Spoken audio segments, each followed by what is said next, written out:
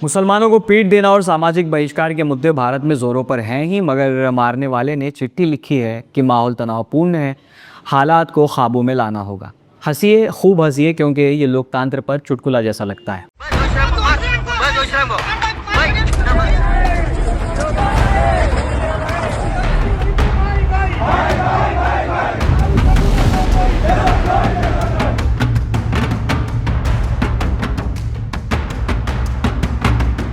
ओडिशा एक ऐसा राज्य जिसे आमतौर पर शांत और सांप्रदायिक सद्भाव के मिसाल के तौर पर देखा जाता था, लेकिन अब खुद सरकार के दिए हुए आंकड़े एक अलग कहानी सुना रहे हैं।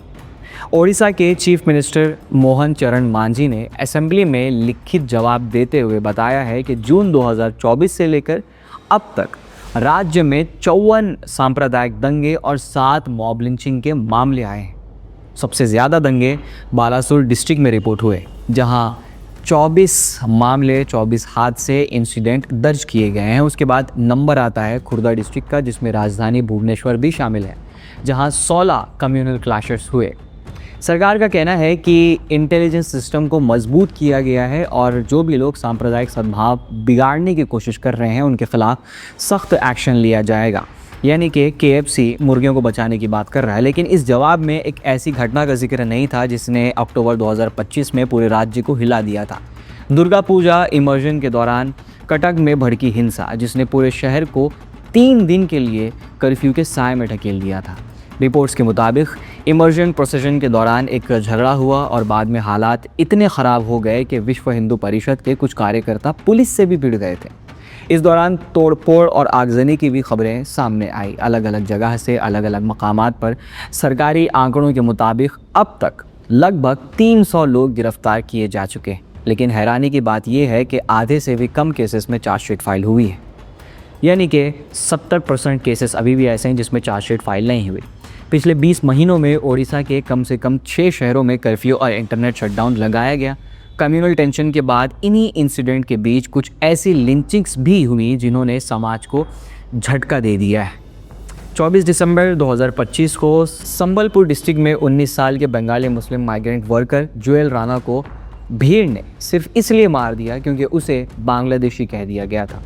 3 सितंबर 2025 को देवगढ़ डिस्ट्रिक्ट में 35 साल के दलित व्यक्ति किशोर चमार को गाय हत्या के झूठे आरोप में भीड़ ने पीट कर मार दिया। 2 मार्च 2026 को मयूरभंज डिस्ट्रिक्ट में सिर्फ 14 साल के बच्चे संबित बिंधानी को गांव वालों ने बकरी चोरी के शक पे पीट कर मार दिया गया। और 14 जनवरी 2026 को बालासोर डिस्ट्रिक्ट में मकानदार मोहम्मद नाम के व्यक्ति के मौत को काउ विजिलेंटीज़ ने लिंचिंग के हमले के बाद मौत के घाट उतार गया था।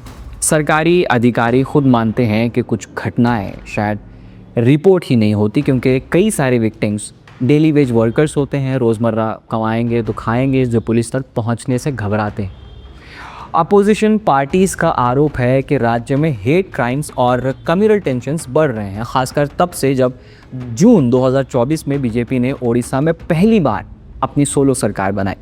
हालांकि चीफ मिनिस्टर का कहना है कि सिचुएशन को कंट्रोल करने के लिए पीस कमेटी बनाई जा रही है, जहां पुलिस स्टेशन लेवल पर अलग अलग कम्युनिटीज़ के लोग मिलकर शांति बनाए रखने की कोशिश करेंगे। मगर ओडिशा में है भी तो बीजेपी की सरकार। सबसे बड़ा सवाल तो यही है कि क्या ओडिशा सच में कम्युनल टेंशन का एक नए दौर में शामिल होने जा रहा है, या फिर ये सिर्फ कुछ अलग अलग इंसिडेंट्स हैं जो वक्त के साथ खुद ही ठंडे पड़ जाएंगे।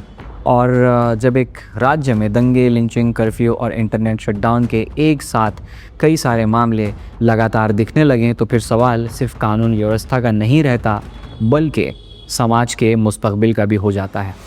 और ये नई बात नहीं है, बीजेपी शासित राज्यों में अक्सर कई सारे कम्युनल वायलेंस के मामले हुए हैं और अक्सर उनका शिकार कोई मुसलमान बन जाता है। बाकी आपका जवाब नीचे कमेंट सेक्शन में ज़रूर बताइए। इस वीडियो को ज़्यादा से ज़्यादा शेयर कीजिए ताकि इन्फॉर्मेशन और लोगों तक पहुँचे। अगले वीडियो में फिर से मुलाकात होगी, नए मुद्दे पर फिर से बात करेंगे। मैं जर्नलिस्ट फजल, आप देख रहे थे मुस्लिम सियासत।